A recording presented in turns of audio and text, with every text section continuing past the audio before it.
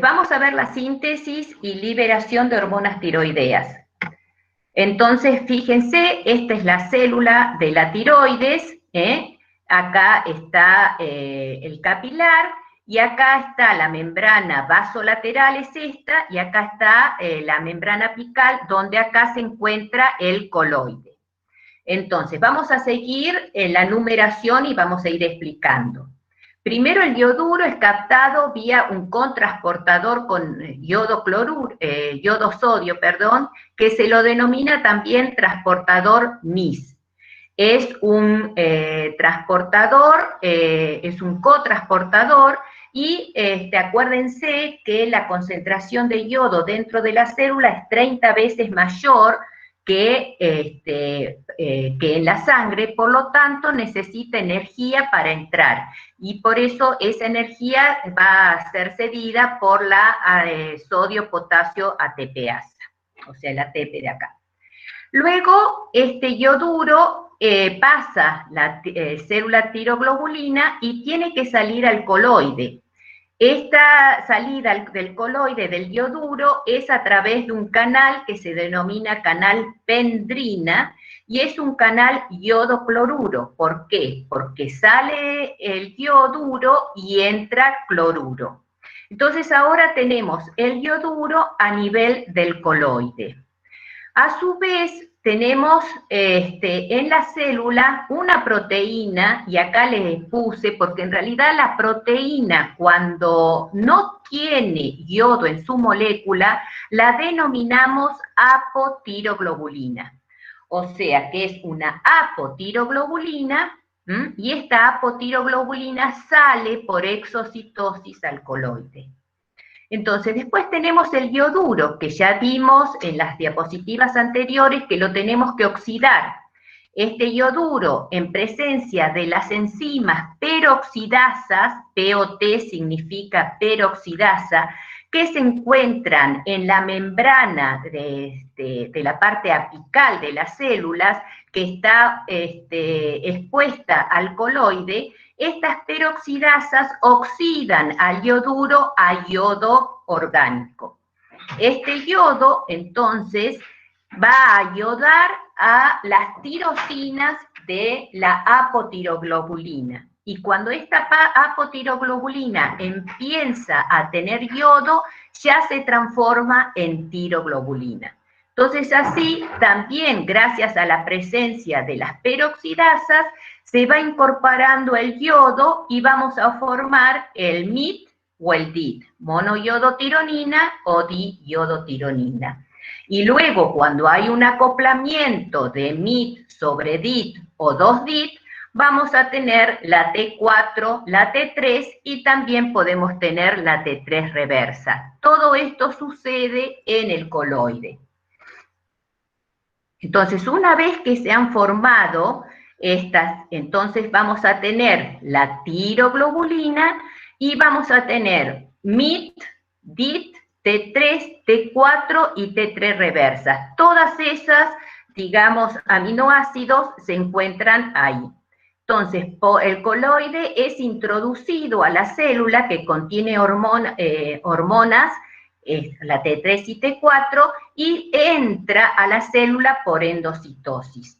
Estas vesículas se fusionan con lisosomas, y estos lisosomas tienen enzimas proteolíticas que van a degradar la tiroglobulina, y por un lado vamos a tener la T3 y la T4, que luego son segregadas a la sangre, y entonces las vamos a tener en el vaso sanguíneo, y los restos, que serían DIT y MIT, que no tienen acción fisiológica, pero como el yodo es un elemento escaso, entonces el organismo tiene como proveer de ese yodo, no solo a través de la alimentación. Entonces esos DIT y MIT, en presencia de desiodasas que se encuentran en la célula, van a liberar yoduro, y ese yoduro vuelve a sintetizar DIT y MIT, T3 y T4. Entonces, T3 y T4 llegan a la sangre, se transportan asociadas a proteínas plasmáticas, que pueden ser la globulina fijadora de tiroxina o TBG, o la transtirretina, que se denomina TTR. El porcentaje de hormona libre es muy bajo, o sea, la mayoría están unidas a estas proteínas. Y estas hormonas libres pueden ingresar rápidamente a las células. Ahora, las hormonas tiroideas, que derivan de aminoácidos, son hidrófobas, o sea, que son lipofílicas, pero sin embargo no entran a las células por difusión simple, o sea que a nivel de las células tenemos receptores, o sea, tenemos transportadores que de la membrana celular hacen que entren estas hormonas a la célula. Esto en realidad es la membrana nuclear. Esta es la membrana nuclear. Entonces, entra la hormona a la célula y en el núcleo tenemos poros donde entran las hormonas T3 y T4 y el receptor de estas hormonas se encuentran en el núcleo. El receptor de las hormonas es un dímero, que puede ser un homodímero, en este caso es un heterodímero, que está unido a un correpresor y está unido a este pedacito de ADN que se denomina elemento de respuesta a hormona, y cuando está unido el receptor al correpresor, no se sintetiza, no hay síntesis proteica. Ahora, cuando viene la señal de la hormona, se produce un cambio conformacional, se libera el correpresor y entra un coactivador. Entonces, ahora se forma un complejo receptor-hormona-coactivador que va a activar a la RNA polimerasa para que se sintetice el RNA mensajero para, en definitiva, sintetizar las proteínas que se van a necesitar para la función de estas hormonas tiroideas. ¿Cómo es la activación y degradación en los tejidos periféricos de estas hormonas? Entonces dijimos que atraviesan la membrana, la T4 se convierte en T3 o T3 reversa por monodeshiodasas, y la degradación, una vez que cumplieron su función, la degradación se produce por desyodaciones sucesivas. La T4 se transforma en T3, la T3 en T2 y T1, y tironina, o sea, cuando ya no tiene ningún yodo en su molécula, y son todos productos sin actividad. Pero además, la T3 y T4 pueden catabolizarse en el hígado conjugándose con ácido glucurónico y ser excretada por la bilis. O sea que también esa es otra forma de la degradación. En general, ¿cuáles son las opciones de las hormonas tiroideas? Promueven el crecimiento, activan la síntesis de proteínas y de los 3 RNA mensajeros, incrementan el consumo de oxígeno y promueven la utilización tanto de la glucosa, de lípidos y de proteínas. Incrementan en general la tasa metabólica basal. Eso lo van a ver cuando vean nutrición, qué significa la tasa metabólica basal. Estimulan la síntesis de colesterol y aumentan la producción de receptores de LDL para sustraer el colesterol que se encuentra en el plasma.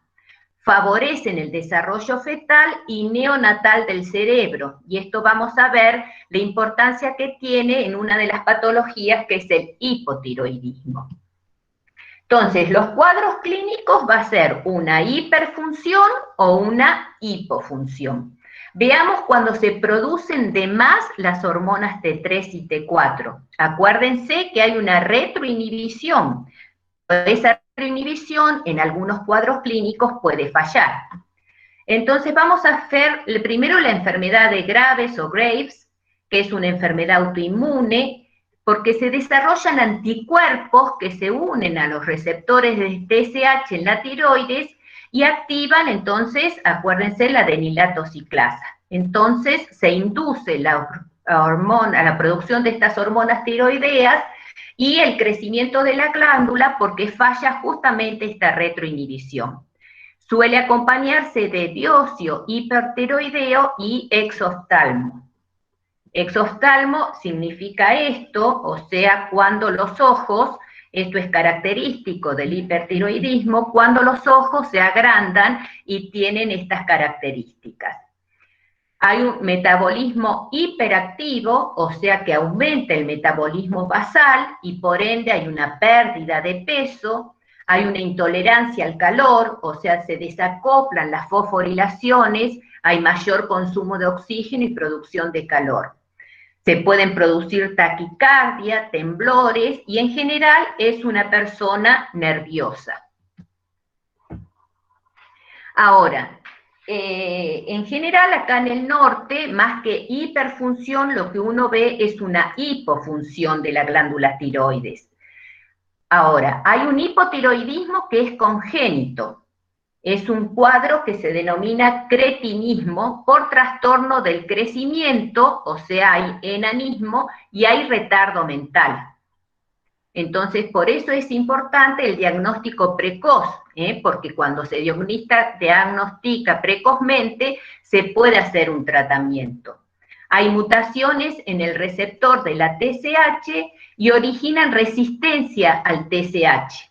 En estos cuadros no se encuentra el bocio. Bocio es cuando la glándula se agranda y nosotros encontramos en el cuello, un cuello bien engrosado, que en el norte se lo denomina coto, no sé si alguna vez lo habrán oído, y eso es el bocio. Se producen alteraciones de uno de los componentes de la biosíntesis de las hormonas, puede ser la tiroglobulina, pueden ser las peroxidasas, puede ser del transportador NIS. Se producen bajos niveles de hormonas tiroideas y como consecuencia como no se produce la retroinhibición, hay un aumento de TSH y una proliferación celular tiroidea, o sea que se produce bocio, porque acuérdense que la TSH a través de el receptor acoplado a proteína EGS activa la adenilatociclasa y esta adenilatociclasa lo que va a hacer a nivel de las hormonas tiroideas es el aumento de las hormonas T3 y T4. O sea, hay un aumento en la secreción de estas hormonas, hay un aumento de la exocitosis. Y luego se produce el hipotiroidismo, el autoinmune, que se llama tiroiditis de Hashimoto. Este es uno de los más conocidos, donde se destruyen las células foliculares de la tiroides. Hay una autoinmunidad, se destruyen las células y por lo tanto no se secretan T3 ni T4. Y después se encuentra acá en el norte el bocio regional endémico por falta de yodo, y entonces como no hay yodo, el organismo que hace exacerba el crecimiento de la glándula para captar más yodo y por lo tanto se hipertrofia la glándula y eso es lo que produce el bocio. ¿Cuáles son los síntomas? Hay una actividad metabólica reducida, hay un aumento de peso y suelen tener frío, o sea, todo lo contrario de aquellos pacientes que tienen hipertiroidismo. Veamos ahora el metabolismo del calcio. Entonces, hemos visto las glándulas tiroideas y de alguna manera hemos visto el metabolismo del yodo. Ahora vamos a ver el metabolismo del calcio y cuáles son las hormonas y las vitaminas que están implicadas en la homeostasis de este calcio. El calcio es el quinto elemento en orden de abundancia en el organismo, es el principal catión divalente del líquido extracelular. El 99% del calcio está en los huesos, y sus sales constituyen la porción mineral del hueso en nombre de hidroxiapatita, que tiene calcio y fósforo. El calcio se puede encontrar en la sangre como calcio iónico, un calcio unido a proteínas, que es la albúmina, y un calcio no disociado, que es cuando se une a elementos inorgánicos. El calcio iónico de los líquidos intra y extracelular participa en numerosos procesos, en la excitabilidad nerviosa, en la contracción muscular, en la secreción de hormonas. Todo eso lo fuimos viendo cuando uno fue estudiando cada uno de los capítulos de bioquímica, en la regulación de enzimas, y también hay un capítulo que es la coagulación de la sangre, que necesita más también calcio para que se produzca la coagulación. En esta regulación del metabolismo del calcio necesitamos hormonas en la homeostasis. Estas hormonas pueden ser hipercalcemiantes, o sea que aumentan la concentración de calcio celular, en los cuales está la vitamina D en su forma activa y la hormona paratiroidea. Vamos a ver después cómo actúan cada uno de ellos. Y como hipocalcemiante está la calcitonina. Ya vimos entonces en diapositivas anteriores donde se sintetizaban la hormona paratiroidea y donde se sintetizaba la calcitonina. Bueno, vamos a ver esta regulación de la calcemia, si ustedes me siguen. Empecemos viendo cuando hay una hipercalcemia, o sea, cuando hay un aumento de la concentración de calcio. Esta hipercalcemia actúa en las células C, o sea, en las células tiroideas, en las células C, para que produzca calcitonina. Y esta calcitonina va a actuar inhibiendo la resorción del sodio y por lo tanto no permitiendo que el calcio del hueso se vaya hacia el líquido extracelular, y también se ha visto que actúa inhibiendo la reabsorción de sodio y de calcio y de fosfato, o sea que activa la excreción de calcio y fosfato para que se libere más calcio y fosfato por la sangre y por lo tanto disminuir entonces la concentración de calcio en el líquido extracelular y regular la calcemia. En realidad, la calcemia es un valor fijo y bastante estable, es uno de los valores más estables dentro del líquido extracelular de este mineral.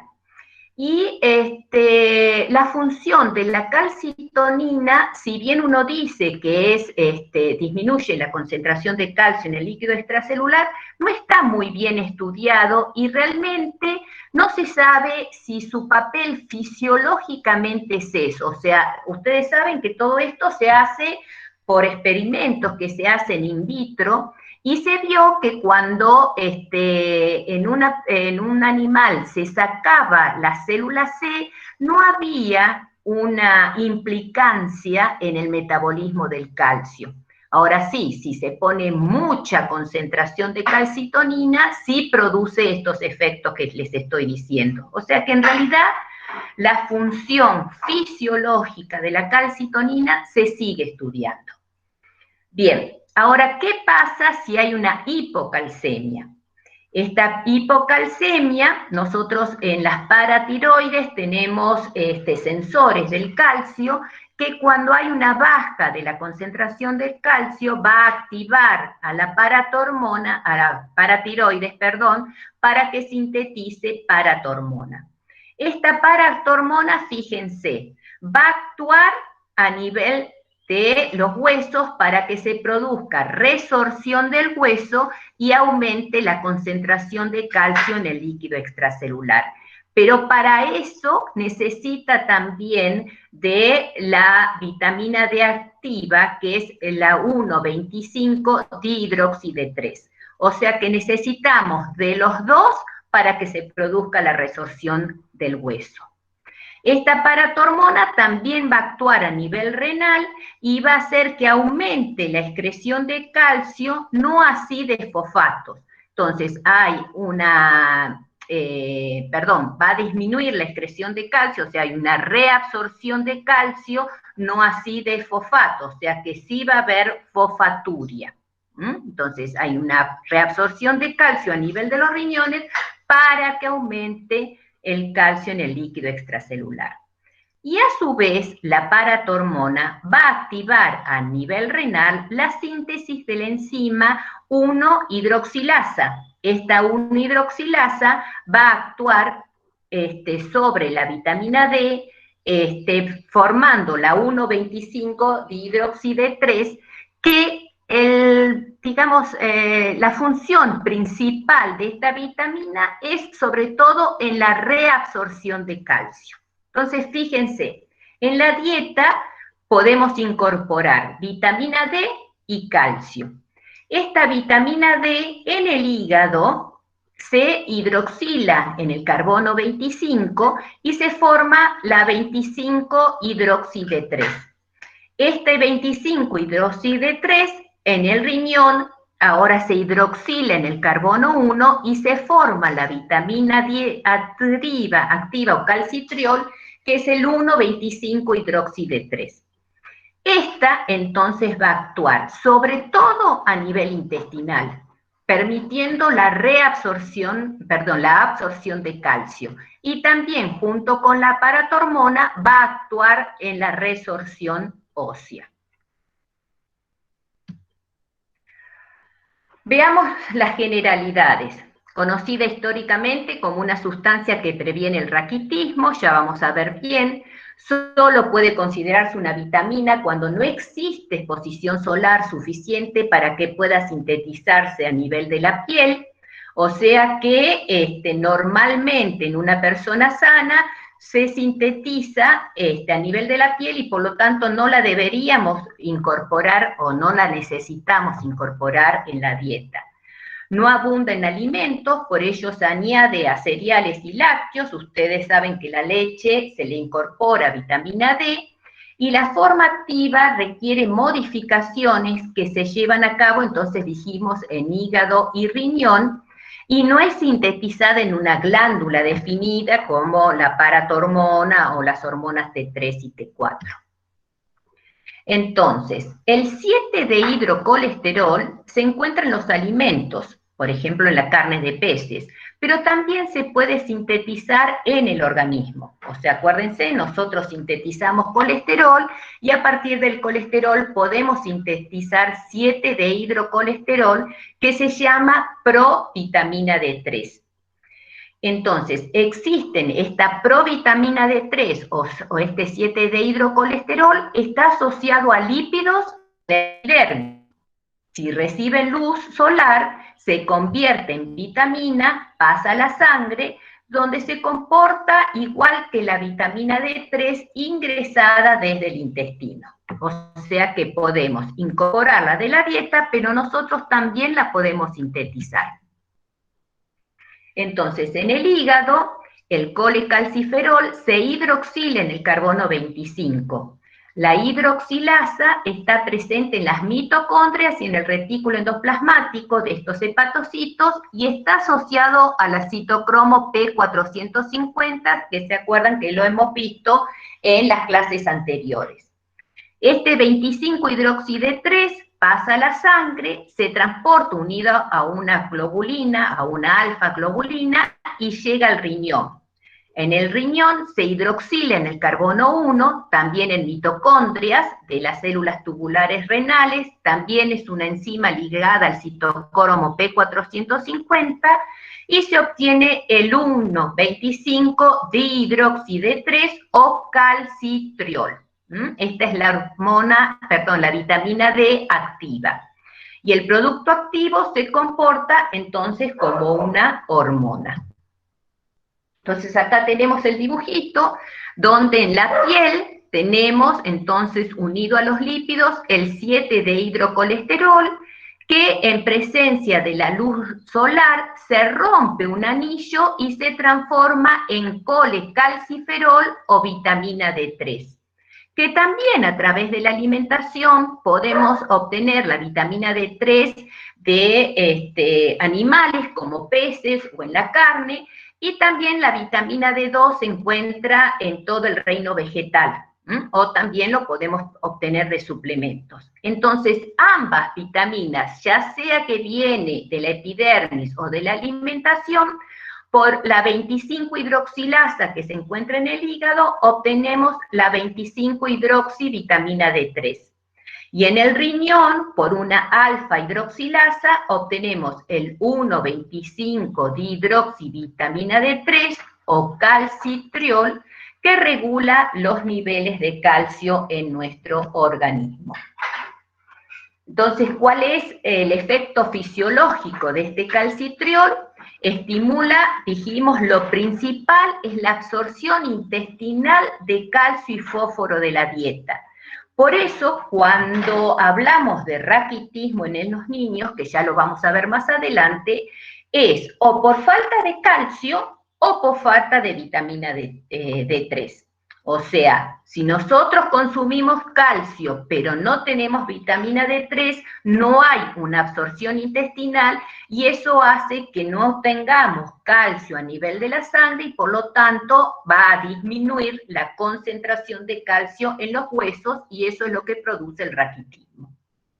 También produce la reabsorción de calcio y fósforo en los túbulos renales, produce la mineralización de la matriz ósea, o sea que regula el paso de calcio a los huesos, pero también la resorción ósea. Eso es un juego de la vitamina D que tiene que ver mucho con la concentración de calcio que hay en el plasma. Entonces me gustó mucho este dibujo, que es de un trabajo de investigación, donde fíjense, acá tenemos la vitamina D3 activa, 1,25-dihidroxi-D3.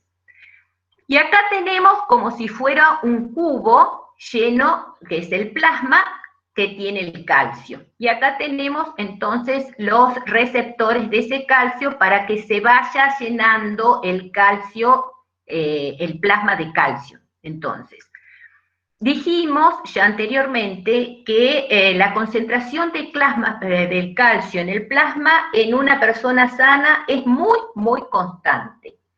Entonces, nosotros necesitamos que ingrese calcio y ese ingreso es gracias a la vitamina D3, ya vamos a ver cómo. Entonces, en el intestino hay una absorción de calcio y de fósforo.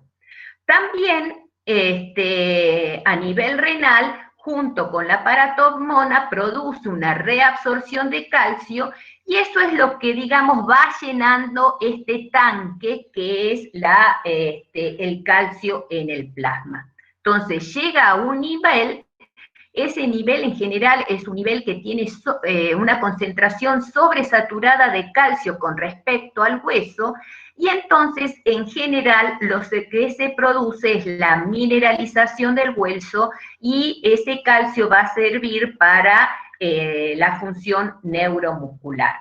Ahora, si la concentración de calcio disminuye peligrosamente y se puede producir tetania, o sea, eso es lo que se produce cuando hay una baja de calcio, entonces sí, se va a abrir esta canilla junto con la paratormona para que se produzca una resorción ósea. Acuérdense que el 99% del calcio se encuentra en los huesos y el hueso es un reservorio de calcio. Entonces, cuando realmente se necesita, porque hay una baja importante de la concentración de calcio en el hueso, ahí la vitamina D3 activa y la paratormona abren esta compuerta para que este reservorio de calcio aumente y no se produzca la tetania. Pero si no, en concentraciones normales, donde hay una sobresaturación de calcio en el plasma, lo que se produce es la mineralización del hueso.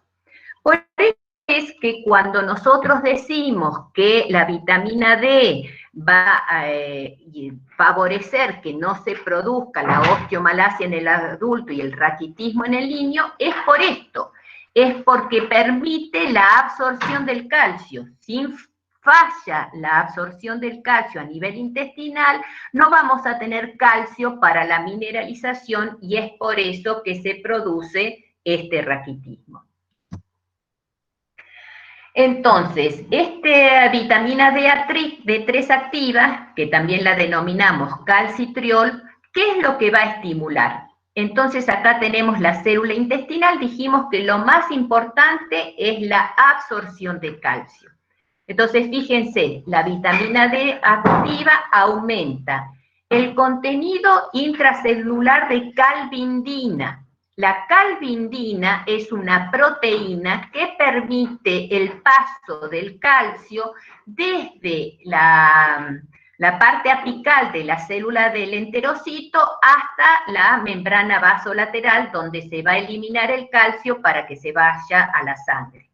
Entonces, va a aumentar el contenido intracelular de calvindina, la expresión de la bomba calcio-potasio ATPasa. Esta es una bomba que permite la salida del calcio con la entrada del sodio al enterocito, y además va a activar la expresión del receptor del calcio apical.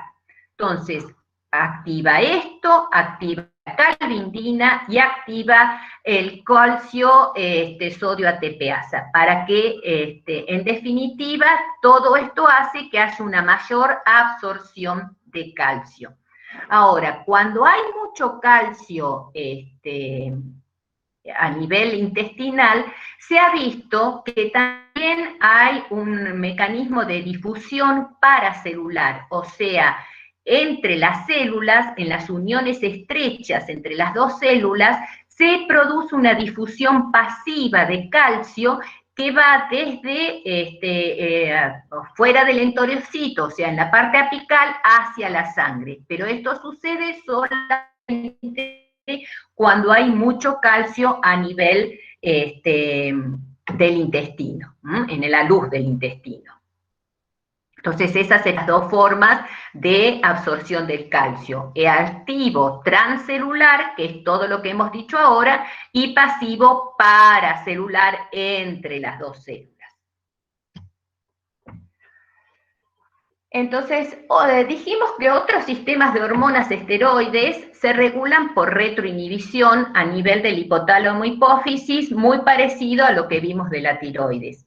En el sistema de la vitamina D, los controles son diferentes, o sea, cuando el nivel de la vitamina D3 activa, que es el 1,25 hidroxi D3, es elevado, se favorecen hidroxilaciones en carbono 4 y 25, generando compuestos inactivos. O sea que la regulación es totalmente diferente a la que habíamos visto en otros tipos de hormonas esteroideas.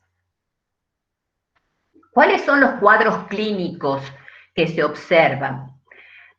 Como es una vitamina liposoluble, hay que tener cuidado porque se pueden dar cuadros de hipervitaminosis. En las vitaminas hidrosolubles es como que no hay problema. Uno puede consumir vitamina B, por ejemplo, y no hay cuadros de intoxicación. En cambio, la vitamina D, como es liposoluble, se producen cuadros de hipervitaminosis. Entonces, es una intoxicación por exceso de vitamina D. Se produce un aumento de calcio y fósforo que aumentan en sangre y orina, y pueden producirse, que eso es la gravedad, calcificaciones en los tejidos blandos, o sea, en riñón, pulmón.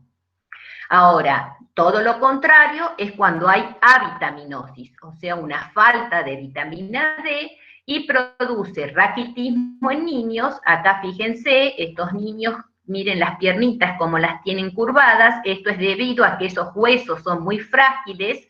Dijimos que no hay una absorción adecuada de calcio, hay una disminución de calcio, y ese calcio entonces disminuido hace que los huesos sean frágiles.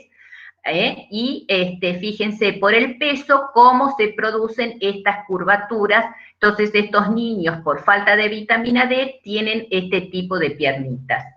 Y en el adulto produce osteomalacia. O sea, fíjense, este es un hueso compacto de una persona sana, y una persona con osteomalacia tiene este hueso así esponjoso porque justamente a nivel del tejido óseo falta la hidroxiapatita. Entonces se ablandan y debilitan los huesos debido a la defectuosa o inadecuada mineralización ósea. Entonces, raquitismo en el niño, osteomalacia en el adulto. Bien, Vamos a ver ahora otra hormona que regula la calcemia, que es la hormona paratiroidea. Ya dijimos entonces que es una proteína sintetizada en las hormonas paratiroides, que se encuentran detrás de la tiroides. Son 4 porotitos que se encuentran detrás de esta glándula tiroidea. Se sintetiza como preprohormona, o sea, en forma inactiva. Su síntesis y secreción son reguladas, vimos, por la concentración extracelular de calcio. Se secreta paratormona entonces cuando disminuye la concentración de calcio para que entonces aumente la calcemia. Se une a receptores de membrana, dijimos, acoplados a proteína GS, utilizando el AMP cíclico como segundo mensajero. Entonces, fíjense acá. Esta es la sangre y otros fluidos extracelulares. Entonces, cuando hay una disminución de este calcio iónico extracelular, nosotros tenemos sensores de calcio a nivel tubular, pero también tenemos sensores de calcio a nivel de la célula paratiroidea. Estos sensores de calcio le están diciendo a la célula paratiroidea que hay una disminución de calcio y entonces se produce todo un mecanismo para que se libere paratormona. Esta paratormona, tenemos receptores de paratormona a nivel de los túbulos, a nivel de los huesos y a nivel de los huesos, perdón. Entonces, estos receptores de paratormona a nivel del túbulo renal, lo que va a hacer es que haya una mayor reabsorción de calcio y entonces así aumenta la concentración de calcio a nivel de la sangre. A nivel de los huesos, dijimos, junto a la vitamina D3, acá también a nivel de la reabsorción del túbulo renal también se necesitan de las dos hormonas. A nivel de los huesos, entonces hay una mayor resorción de calcio y por lo tanto el calcio va hacia la sangre y aumenta la calcemia. Y acuérdense que a nivel renal va a actuar sobre la 1-alfa hidroxilasa, obteniéndose entonces la 1,25-hidroxi-D3 o vitamina D activa, que va a actuar a nivel de la luz duodenal, absorbiendo mayor calcio, y ese calcio entonces va a ir hacia la sangre para aumentar el calcio en sangre.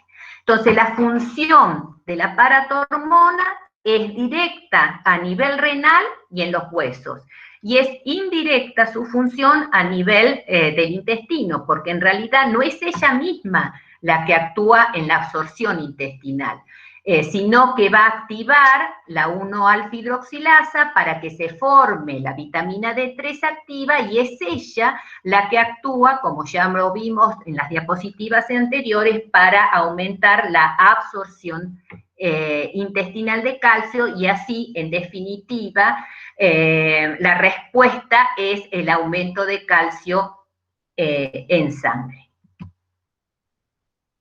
Entonces, la paratormona en tejido óseo aumenta la resorción para elevar la calcemia, en los túbulos renales aumenta la reabsorción de calcio y aumenta la excreción urinaria de fosfato, o sea, dijimos que hay un aumento de la fosfaturia, y actúa sobre el metabolismo de la vitamina D, induce la 1-alfa-hidroxilasa a nivel renal, activando la síntesis del calcitriol o vitamina D3 activa, y esta es la que aumenta la absorción intestinal de calcio. Por eso decimos que la paratormona tiene un efecto secundario a nivel intestinal. Y bueno, la otra hormona que habíamos dicho ya que, digamos, es dudoso su función fisiológica realmente en el hombre, es un péptido cíclico, la hormona sintetizada y secretada por las células C o células claras de la tiroides, actúa a través de receptores de membrana acoplados a proteína G, formándose el AMP cíclico como segundo mensajero.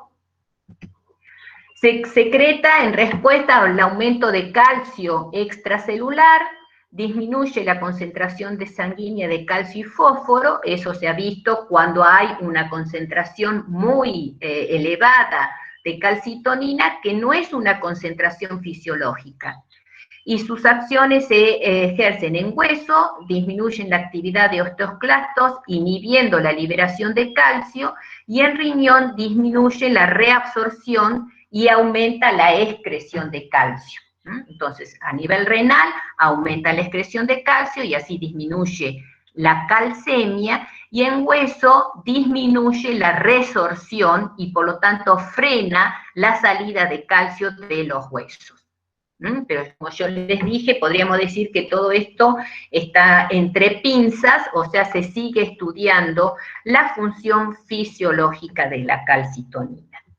Bueno, y para terminar, estamos inmersos en esta pandemia del COVID-19. Las últimas noticias que están dando vuelta en los últimos días es justamente que hay muchas evidencias positivas que se van inclinando hacia el papel de la vitamina D en pacientes con COVID-19. Lo que se ha visto acá entonces son los últimos trabajos y las últimas noticias en realidad de Infobae, acá de Elsevier. Esto es, fíjense, este doctor Manucha es un doctor que es de la Universidad de Mendoza, y dice que el suplemento con altas dosis de vitamina D podrían representar una alternativa promisoria para prevenir o tratar la infección de COVID-19. Acá dice Infobae, incorporar suficiente vitamina D reduce el 52% las probabilidades de morir a causa del COVID-19. Estas son las cápsulas blandas de vitamina D. Y acá, bueno, lo dejé para que lo lean, cuál es la importancia de la vitamina D en el sistema inmunológico. O sea, que se está viendo que no solo sirve la vitamina D para la homeostasis del calcio, sino que sí se lo sabía, pero ahora justamente con esto de la pandemia se le está dando muchísima importancia, la modulación del sistema inmune, o sea, una modulación positiva del sistema inmunológico, y esto hace entonces que pacientes con COVID-19 puedan recuperarse mucho más rápido que no consumiendo esta vitamina D. Este es el último trabajo, este es importante, está en castellano, si lo quieren leer, que es un médico y lo están probando ahora en Mendoza, este tratamiento con vitamina D, que es a altas dosis lo que se hace. Bueno, disculpen todos los inconvenientes que hemos tenido, realmente ya voy a ver si es necesario, la voy a volver a grabar a la clase para que no tenga todas esas interrupciones, y muchas gracias por estar. No sé si necesitan